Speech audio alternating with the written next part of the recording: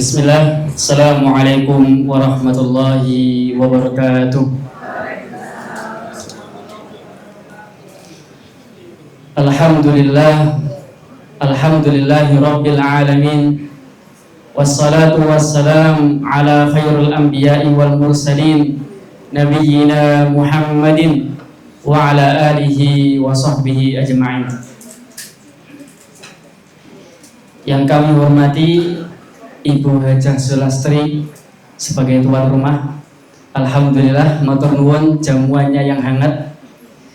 Kemudian yang kami hormati Bapak Haji Muhammad Asrori dan juga Ibu Hajah Siti Wardiyati sebagai inisiator acara ini. Semoga Allah berikan balasan yang terbaik kepada Bapak Ibu semua.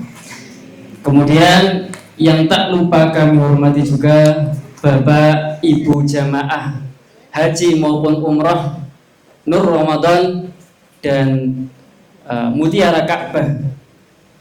Ya, jadi ini kumpulan dari berbagai angkatan, ya Bu. Alhamdulillah Allah berikan kesempatan kepada kita untuk dapat berkumpul di tempat yang semoga membawa keberkahan ini. Ya. Kita terus bersyukur kepada Allah Subhanahu wa taala karena Allah telah menggerakkan hati kita, telah menggerakkan keinginan kita untuk dapat menghadiri acara ini. Kemudian Allah mudahkan langkah kaki kita untuk menapaki jalan, menyetir mobil, mengendarai motor. Mungkin ada yang dari jauh, ada yang dari luar Magelang mungkin, kata nggih. Alhamdulillah. Nah, itu salah satu nikmat dari Allah Subhanahu wa taala yang tentunya tidak semua orang bisa dapatkan. Dorongan hati untuk silaturahmi itu mahal, Bapak Ibu. Dorongan hati untuk bisa kumpul sama teman-teman seperjuangan di Mekah Madinah dulu itu tidak semua orang dapatkan.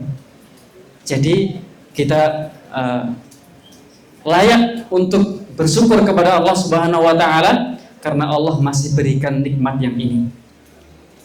Kemudian salawat serta salam kita haturkan kepada baginda Nabi Agung Muhammad sallallahu alaihi wasallam. Karena tentunya kenikmatan yang kita dapatkan hari ini, kenikmatan bisa memeluk agama Islam, ketenangan hati, ketentraman jiwa karena beragama Islam, itu kita dapatkan adalah karena wasilah dari perjuangan Nabi Shallallahu Alaihi Wasallam dan juga perjuangan para sahabatnya. Bapak Ibu jamaah alumni haji dan umroh rahimani wa rahimakumullah. Alhamdulillah kita berkumpul di tempat ini dalam rangka silaturahmi, halal bihalal, temu reuni, temu kangen yang dulu mungkin kita sempat bertemunya di Mekah Madinah gitu. Kemudian baru ketemu lagi di tempat ini. Mungkin ada juga yang sering kontek-kontekan, WA-WA-an gitu kan. Tapi baru ketemu lagi di tempat ini. Ya, jadi ini momen yang Masya Allah layak kita syukuri kehadirannya. Jamaah rahimani wa rahimakumullah. Alhamdulillah di bulan Syawal ini Allah berikan kesempatan kita untuk hadir di sini setelah kurang lebih sebulan lamanya kita melalui satu riyadhah, satu latihan jiwa yang dinamakan ibadah Ramadan. Ya, makanya kalau kita lihat halal bihalal, ya mungkin sudah sering dibahas, tapi kita ulang sekali lagi. Halal bihalal itu halalnya ada dua. Halal yang pertama adalah menghalalkan hubungan kita kepada Allah Subhanahu wa taala. Yang alhamdulillah kita diberikan kesempatan pada waktu bulan Ramadan kemarin. Ya. Kita menghalalkan hubungan kita dengan Allah Subhanahu wa taala dengan memaksimalkan ibadah di bulan Ramadan. Ya, mungkin sebelum Ramadan kita banyak buat salah. Mungkin sebelum Ramadan kita banyak sekali bermaksiat kepada Allah Subhanahu wa taala. Allah buatkan satu momen khusus, Allah buatkan satu bulan khusus sebagai momen kepada kita untuk kita fokus beribadah kepada Allah Subhanahu wa taala. Makanya kalau di bulan Ramadan ini, Ramadan sampai Ramadannya ini adalah penghapus dosa. Ya. Dikatakan dalam suatu hadis, Ramadan ila Ramadan kafaratul lima bainahuma. Ramadan sampai Ramadan selanjutnya itu menghapus dosa di antara keduanya. Kemudian di siang harinya bulan Ramadan itu juga momen penghapus dosa. Ya. Dalam satu hadis, man shoma ramadhana imanan wahtisaban, barang siapa yang berpuasa Ramadan karena iman dan karena penuh harap kepada Allah, ghufira lahu ma taqaddama min dzambi, maka akan dihapus baginya dosa-dosa yang telah lalu. Kemudian malamnya bulan Ramadan itu juga momen penuh ampunan. Masya Allah. Dalam satu hadis juga disebutkan, man qoma ramadhana imanan wahtisaban, barang siapa yang menghidupkan malamnya, sholat pada malam hari di bulan Ramadan karena iman dan karena mengharap pahala dari Allah Subhanahu wa taala, ghufira lahu ma taqaddama min dzambi, maka Allah akan hapuskan baginya dosa-dosa yang telah lalu. Alhamdulillah kita diberikan kesempatan untuk menjumpai Ramadan full kemarin, guys. Mungkin ada yang 30 hari, ada yang 29 hari. Yang 30 hari jangan bilang yang 29 hari tidak full puasanya, jangan. Karena memang bulan Hijriah itu kalau tidak 29 ya 30. Jadi kita sama-sama menjumpai Ramadan full, satu bulan penuh. Allah beri kesempatan karunia itu, Masya Allah. Ya, di bulan Ramadan Allah berikan kesempatan kepada kita untuk memperbaiki hubungan kita dengan Allah Subhanahu wa taala. Untuk menghalalkan kembali hubungan kita kepada Allah Subhanahu wa taala. Nah, terus bagaimana hubungan kita dengan manusia? Ya, kira-kira di bulan Ramadan kemarin adakah momen kita maaf kepada teman-teman kita? Adakah momen kita minta maaf, minta kerelaan kepada saudara-saudara kita yang mungkin setahun lalu pernah kita sakiti tanpa kita tidak sadar? Atau mungkin ada yang pernah menzalimi temannya dan lain sebagainya. Nah, inilah momen yang tepat, momen halal bihalal, ya. Dan masya Allahnya, ya, di bulan Ramadan kemarin banyak sekali dosa-dosa yang diampuni Allah Subhanahu wa taala. Dalam satu hadis disebutkan, barang siapa, ya, dalam satu hadis disebutkan, ketika itu Rasulullah Shallallahu alaihi wasallam mengatakan kepada para sahabatnya, "Atadaruna mal muflis?" Kalian tahu enggak siapa orang yang merugi itu? Lantas para sahabat menjawab, "Al-muflisu, orang yang merugi itu adalah orang yang enggak punya dinar dan enggak punya dirham, alias enggak punya duit. Itu orang rugi ya Rasulullah." Lantas Rasulullah pun bilang, itu bukanlah orang yang merugi, ya. Orang yang merugi dari umatku, ya, adalah orang yang membawa ya'ti yaumal qiyamah, ia datang pada hari kiamat bisolatihi, dengan pahala solatnya yang begitu besar, dengan pahala solat wajibnya, dengan pahala solat malamnya, dengan pahala solat rawatibnya, solat qabliyah, ba'diyah. Kemudian orang yang merugi adalah orang yang membawa pahala puasanya, puasa Ramadan dilengkapi lagi puasa Syawal, kemudian puasa Senin Kamis. Kemudian adalah orang yang merugi adalah orang yang membawa pahala zakat yang berjuta-juta, pahala zakat yang beratus-ratus ribu. Ya, itulah orang yang merugi. Orang yang merugi adalah orang yang membawa begitu banyak pahala, dan ketika dihadapkan pada hari kiamat, ya dihadapkan dengan seorang yang dulu telah ia zalimi, yang dulu ia cela, yang dulu ia hina, kemudian yang ia dulu tuduh ini dan itu, kemudian yang dulu dia lukai dan lain sebagainya. Dan pada hari kiamat kelak, orang tersebut akan dihadapkan kepada Allah dengan orang yang dizalimi. Lantas Allah bilang, ya, lantas di situ diadili orang yang menzalimi tadi akan dikurangi pahalanya, diberikan kepada orang yang dizalimi.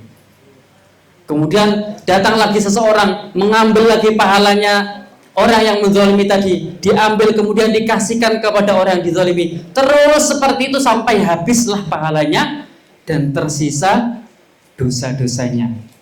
Lantas ketika sudah tidak tersisa pahalanya dan tinggal dosa-dosanya, maka orang yang menzalimi tadi akan menanggung dosa orang yang dizalimi tadi. Ya, jadi dihadapkan lagi orang yang dizalimi, akan dibawakan dosa orang yang dizalimi dan dilimpahkan kepada orang yang menzalimi.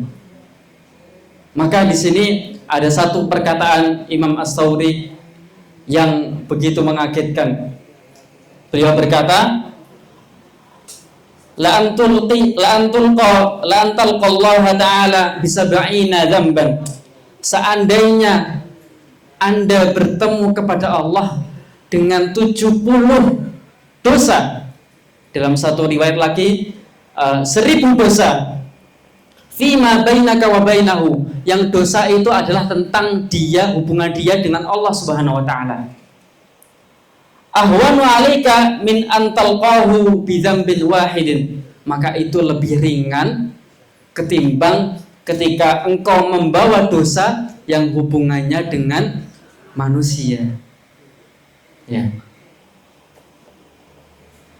Jadi sungguh dosa terhadap manusia ini sungguh berat hisabnya kalau kita bawa sampai hari kiamat, sedangkan orang yang kita zalimi tadi belum merelakan. Nah, ya, mengapa begitu? Karena ketika kita berdosa kepada Allah, ya, Allah tutup aib kita. Yang pertama, Allah tutup aib kita. Kemudian ketika kita berdosa lagi kepada Allah, Allah tidak akan ceritakan dosa kita kepada orang-orang lain. Allah masih tutup. Kemudian ketika kita berdosa lagi, ya, Allah masih tunggu taubat kita. Ya, Allah masih tunggu taubat kita. Dan Allah tidak akan sebarluaskan dosa kita, tidak akan ceritakan kepada siapapun. Allah tutup rapat-rapat aib dosa kita. Dan ketika kita bertaubat, Allah akan ampuni dan Allah hapus dosa kita dari catatan amal. Dan ketika kita sudah diampuni, Allah akan naikkan derajat kita lebih tinggi dibandingkan dengan derajat orang-orang yang tidak pernah berdosa sama sekali. Ya. Dalam satu riwayat disebutkan bahwa ketika ada satu kaum atau ada satu kelompok orang yang Allah utus ke muka bumi, sedangkan dia tidak melakukan dosa sama sekali, maka Allah akan ganti orang tersebut dengan orang yang melakukan dosa tapi dia bertaubat. Ya, makanya ketika kita melakukan dosa ini jangan minder. Kita mungkin dulu pernah dalam kubang kemaksiatan, pernah khilaf, pernah lalai. Jangan minder sama sekali, karena Allah menjanjikan kepada kita derajat yang tinggi ketika kita bertaubat kepada Allah Subhanahu wa taala. Nah, kira-kira sikap Allah tersebut, ya, sikap Allah kepada orang yang bersalah kepada Allah ini akankah terjadi juga di manusia? Kira-kira nggih napa mboten, Bu? Nggih napa mboten? Ya, tidak jauh sekali. Ya, ketika kita berdosa kepada Allah, ketika kita berdosa kepada manusia, yang pertama mungkin orangnya akan mungkin hari pertama tidak akan disebarluaskan, tapi hari kedua kok orangnya nggak merasa bersalah ya. Mungkin mulai WA sama temennya, ini orangnya kok gini gitu. Kemudian di hari ketiga kok orangnya juga tidak merasa bersalah, nggak ada itikat mau minta maaf ya. Ditambah sebarluaskan lagi ya. Kalau Allah ketika mendapati hambanya itu bersalah kepadanya, Allah akan tunggu dia bertaubat. Tapi kalau manusia ketika mendapati temannya itu bersalah kepadanya, dia akan menunggu kapan kita bisa balas kepadanya. Betul Bu? Betul. Itulah sifat alamiah manusia. Makanya di sini sungguh agung sifat Allah. Ya. Sifat Allah juga mengampuni hambanya. Dalam satu hadis disebutkan ketika seseorang membawa dosa yang begitu tinggi, membawa dosa setinggi gunung,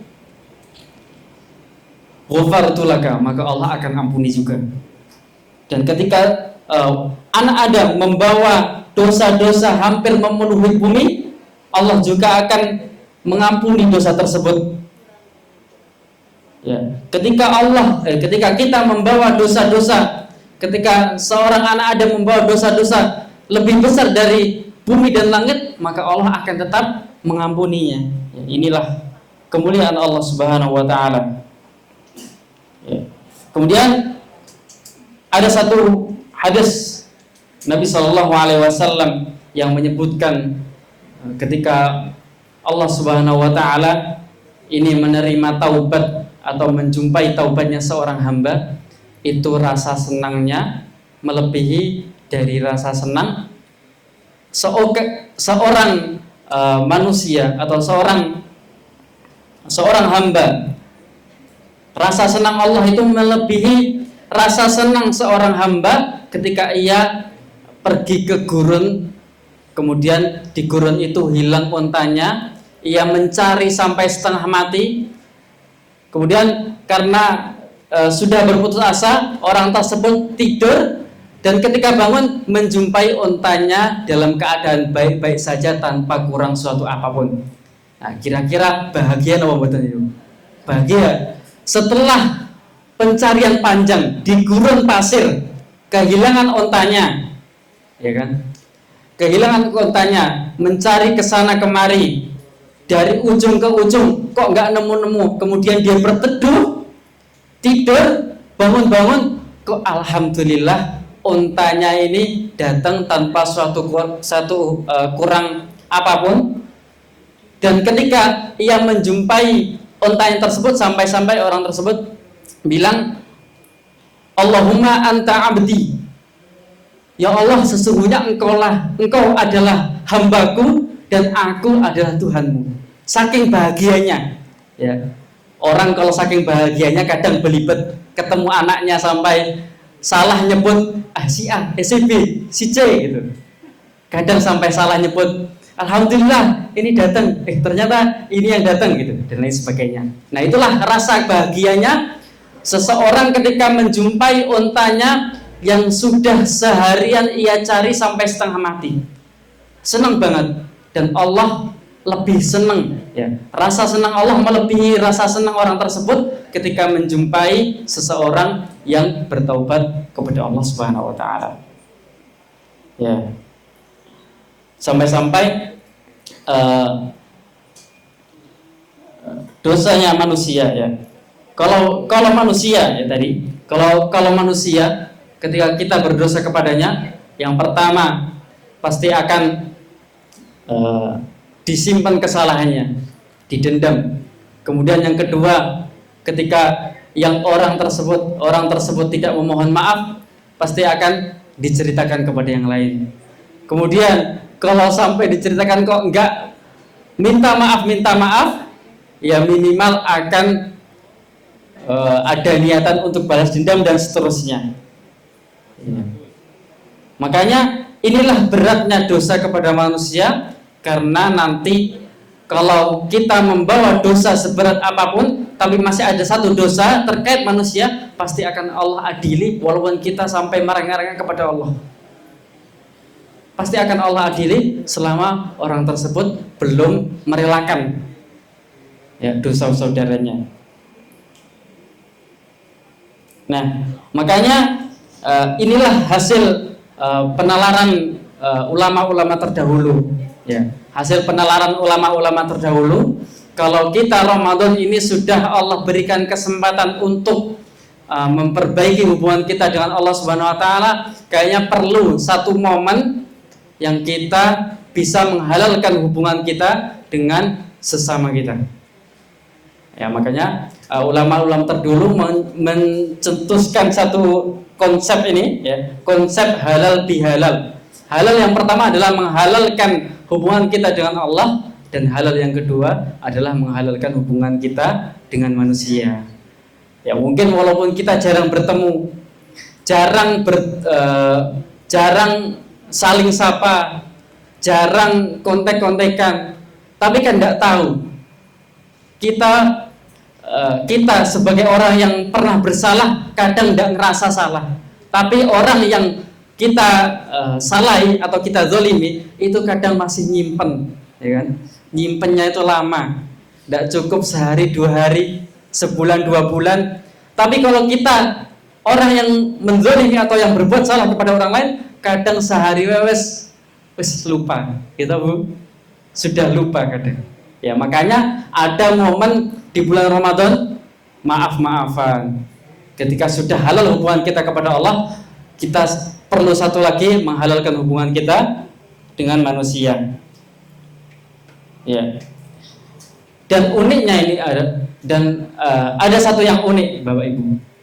Nah, ketika kita ada momen minta maaf dan lain sebagainya, saling memaafkan dan lain sebagainya, ternyata di dalam Al-Quran itu kalau kita telaah dari awal sampai akhir, tidak ada perintah untuk minta maaf. Tidak ada. Kalau kita telaah dari surat Al-Fatihah sampai surat An-Nas, itu tidak ada perintah kita untuk minta maaf. Ya, kira-kira kenapa begitu? Ya. Yang ada di dalam Al-Quran adalah perintah untuk memaafkan. Perintah untuk memaafkan. Ya. Seperti dalam perintah untuk memaafkan, Allah memuji orang yang memaafkan. Ya, khudil afwa wa'mur bil 'urfi wa 'arid 'anil jahilin. Jadilah engkau seseorang yang pemaaf. Kemudian di ayat lainnya, faman 'afa wa aslaha fa ajruhu 'ala Allah. Barang siapa yang memaafkan wa aslaha dan mendamaikan, fa ajruhu 'ala Allah, maka balasannya pahala yang tidak terbatas di sisi Allah. Kemudian di ayat lain juga disebutkan wal ya'fu wal yasfahu. Hendaklah kalian saling memaafkan dan saling mendamaikan.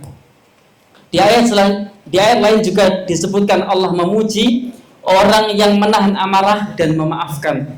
Ya. Wal kadhiminal ghaidha wal 'afina 'anil nas. Dan orang-orang yang menahan amarahnya dan memaafkan manusia. Wallahu yuhibbul muhsinin. Dan Allah menyukai orang-orang yang berbuat muhsin, berbuat kebajikan. Ya, mengapa tidak ada perintah meminta maaf di dalam Al-Quran? Yang pertama adalah idealnya manusia ketika ada salah ke orang itu langsung minta maaf. Idealnya seperti itu. Ya. Dan alasan yang kedua, ya, karena agama Islam ini agama yang mengatur tentang tujuan dan visi hidup kita di dunia. Dalam surat Ad-Dariyat Allah sebutkan, wa ma khalaqatul jinna wal insa illa liya'budun. Tidaklah aku ciptakan jin dan manusia kecuali hanya untuk beribadah kepadaku. Nah, itu tujuannya. Itu visinya. Visi manusia hidup di muka bumi adalah untuk beribadah kepada Allah. Ya. Kemudian misinya disebutkan juga dalam Al-Quran. Qul inna sholati wa nusuki wa mahyaya wa mamati lillahi rabbil alamin. Katakanlah sesungguhnya hidupku, sesungguhnya qul inna sholati, sesungguhnya sembahyangku, sesungguhnya sholatku, wa nusuki dan ibadahku, wa mahyaya dan hidupku, wa mamati lillahi rabbil alamin, hanya untuk Allah Rabb semesta alam. Ya, jadi kita makan hanya untuk Allah, kita minum hanya untuk Allah, kita bekerja dalam rangka beribadah kepada Allah. Nah, bayangkan kalau sampai kita itu punya dendam kepada manusia, niscaya dendam satu ini akan mengganggu tujuan kita hidup. Ya, jadi ibaratnya ketika kita bertemu si A, kita masih nyimpen dendam, padahal si A ini nggak ngerasa bersalah. Kemudian ketika ketemu, wah wong kaya meneh gitu kan. Si A tenang-tenang aja dia ibadah. Tapi orang yang memaafkan ini, orang yang masih dendam ini, yang belum bisa memaafkan ini, terganggu kan hidupnya, terganggu hidupnya. Kemudian ketika ketemu lagi dengan si A di acara pengajian, wah si A meneh, durung ngapura karo aku, pas lebaran kemarin ndak datang ke rumah, belum minta maaf, wah aku ndak sido datang ke pengajian lah. Nah, itu ganggu kan? Ganggu lagi. Kemudian ketemu lagi di pasar. Wah, si A meneh, ketemu maning. Akhirnya kita ndak jadi pergi ke pasar belanja. Suami udah lapar di rumah, ya kan? Ganggu ya. Jadi makanya Allah perintahkan di sini untuk memberi maaf. Memberi maaf. Karena sesungguhnya orang yang bersalah dengan orang yang bersalah dengan orang yang tidak memaafkan itu jauh lebih tersiksa orang yang tidak memaafkan sebenarnya. Susah. Okay. Orang bersalah mungkin ketika ketemu kita ya, misal ada orang bersalah si A ketemu kita, ya, orang bersalah mungkin enak-enak aja. Kalau ketemu maunya ya langsung minta maaf dan lain sebagainya. Tapi ketika kita sudah terlanjur dendam, ada gemuruh, sakit gitu kan, ya mau nggak mau ketika udah lihat wajahnya aja langsung berpaling pulang lagi. Ya, si A tetap ke masjid, tetap ke pasar, tetap melakukan aktivitasnya sehari-hari aman-aman aja. Tapi kita yang belum memaafkan ini masih menyimpan rasa sakit, ya, masih menyimpan rasa dendam sehingga sulit untuk melaksanakan kegiatan sehari-hari, sulit untuk ibadah, sulit untuk sholat, sulit untuk ikut pengajian dan lain sebagainya. Akhirnya inilah yang mengganggu visi hidup kita di dunia, yaitu beribadah kepada Allah. Ya. Lebih-lebih lagi nanti misalnya yang salah itu imam masjid. Ya, kira-kira ke masjid, wah kain imamnya mulai lah, kan? Sholat di rumah aja lah, kan? Itu lebih repot lagi. Makanya di sini Allah perintahkan berkali-kali untuk kita memaafkan, legowo dan lain sebagainya. Inilah agar visi hidup kita atau tujuan hidup kita di dunia ini tidak terganggu. Ya. Makanya memaafkan ini adalah suatu ibadah yang sulit, bisa dibilang sulit. Ketika ada orang yang mungkin tidak tahu diri kok salah-salah terus nggak minta maaf, tentunya kita sebagai manusia tetap gerundel, numpuk. Nah, makanya pahala orang yang memaafkan ini tidak main-main, Bapak Ibu. Pahala orang yang memaafkan ini tidak main-main. Allah sebutkan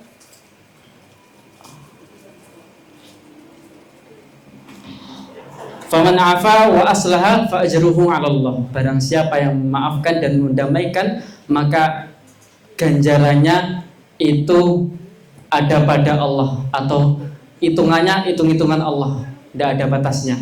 Kalau kita sholat masih ada hitungannya. Kita sholat di masjid itu lebih baik 27 derajat dibandingkan sholat di rumah. Kita sedekah, Allah akan lipatkan 10 kali lipat atau sampai 700 kali lipat, begitu kan? Tapi kalau memaafkan, ini Allah ada hitung-hitungan sendiri. Tidak terbatas pada bilangan. Tapi Allah akan balas di sisi Allah dengan bilangan yang tidak ada hitungannya, tanpa batas. Nah, itu seperti amalan-amalan yang pahalanya ini tanpa batas itu ada 3, Bapak Ibu.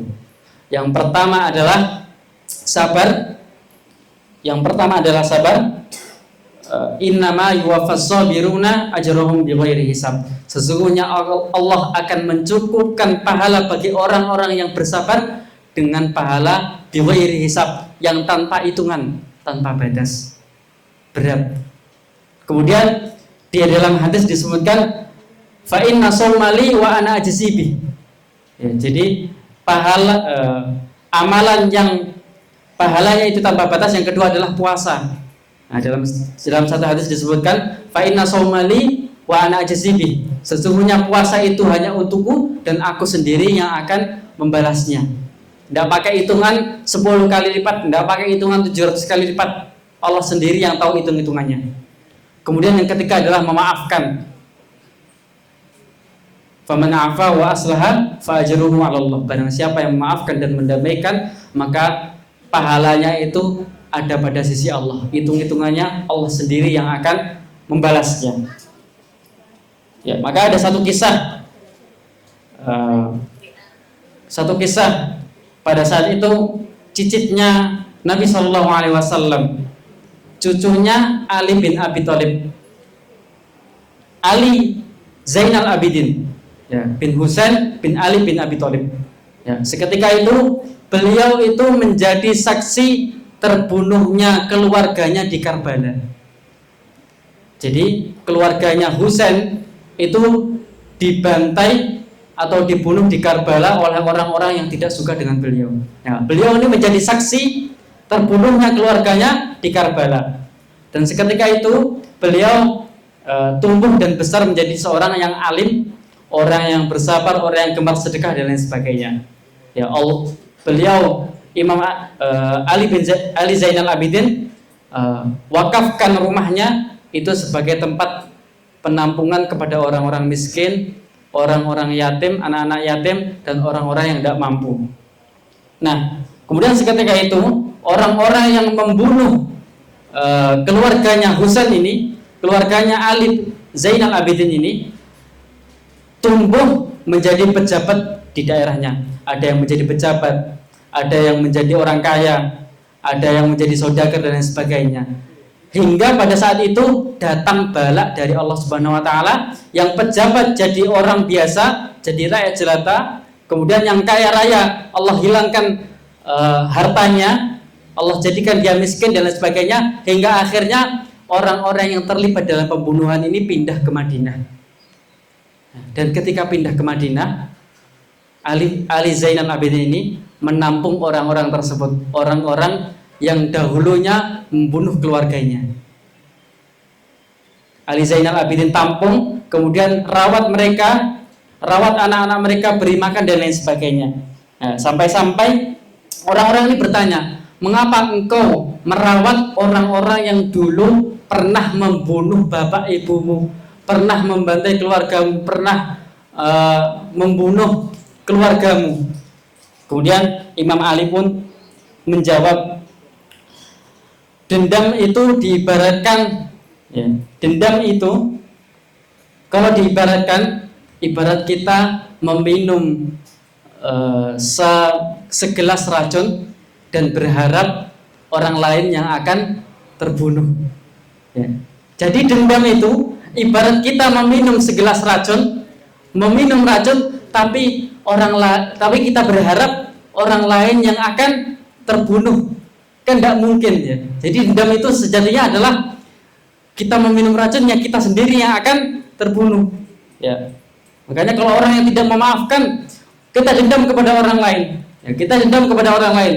Kita berharap orang lain yang nggak enak, orang lain yang merasa gusar dan lain sebagainya. Tapi tidak. Sejatinya dendam itu malah ke diri kita sendiri yang merasa nggak enak ngapa-ngapain, merasa gundah gulana dan lain sebagainya. Ya. Makanya Imam Ali melanjutkan, apakah mungkin hal itu dilakukan oleh orang-orang yang berakal? Maka dendam itu tidak masuk akal sebenarnya. Karena kalau kita dendam, sebenarnya kita berharap orang lain yang tidak enak. Tetapi yang nggak enak itu justru diri kita sendiri. Makanya disebutkan berkali-kali dalam Al-Quran, waliyafu waliyasfahu faman afa wa aslaha. Barang siapa yang memaafkan, maka maka pahalanya ini dan itu. Hendaklah kalian saling memaafkan dan lain sebagainya. Ya, maka para pendahulu kita, imam-imam, para wali songo, ulama-ulama terdahulu itu mendesain halal bihalal agar kita terbebas dari satu hal yang menjengkelkan, yaitu rasa dendam kepada orang lain dan rasa punya dosa kepada orang lain yang akan memperberat amalan buruk kita di hari kiamat kelak. Ya, maka ini saatnya, alhamdulillah Allah pertemukan kita kembali untuk bisa saling sapa. Mungkin ya tidak tahu, dulu mungkin di Mekah atau Madinah punya ada satu kesalahan yang kadang kita nggak sadar tapi orang lain kok masih nyimpan, ya kita mulai maafkan, kita mulai sapa, kita mulai minta maaf dan lain sebagainya. Supaya apa? Supaya kita ibadah di hari-hari selanjutnya itu bisa tenang, tidak nyimpan amarah, tidak nyimpan dendam dan lain sebagainya. Ya, maka alhamdulillah kesempatan inilah kesempatan yang langka Allah berikan kepada kita, momen untuk kita menyambung kembali silaturahmi kepada orang lain, menyambung kembali persaudaraan kita dengan orang-orang yang mungkin 1, 2 atau 3 tahun lalu baru kita ketemu dan ketemu lagi di sini. Alhamdulillahi Rabbil Alamin. Dan ini adalah hikmah, ya. Ini adalah hikmah ketika kita jujur kepada perasaan kita, ya.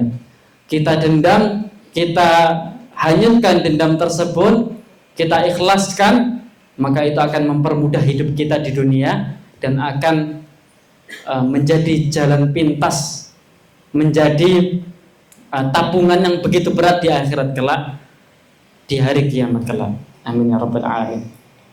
Ya, mungkin itu saja yang bisa kami sampaikan, kurang lebihnya kami mohon maaf. Semoga Allah berikan kepada kita keberkahan pada siang hari ini. Semoga Allah rawat persaudaraan kita, tidak hanya di dunia tapi sampai kembali ke akhirat kelak kita tetap bersaudara, kita tetap bertetangga, bahkan kita bisa bersaling bertegur sapa di surganya kelak. Amin ya rabbal alamin. Itu saja yang bisa kami sampaikan, kurang lebihnya kami mohon maaf. Dan mumpung masih momen bulan Syawal, kami ucapkan taqabbalallahu minna wa minkum. Semoga Allah menerima amalan kita di bulan Ramadan kemarin dan Allah berikan kesempatan kita untuk bisa menjumpai bulan Ramadan yang akan datang. Billahi taufiq wal hidayah. Wassalamualaikum warahmatullahi wabarakatuh.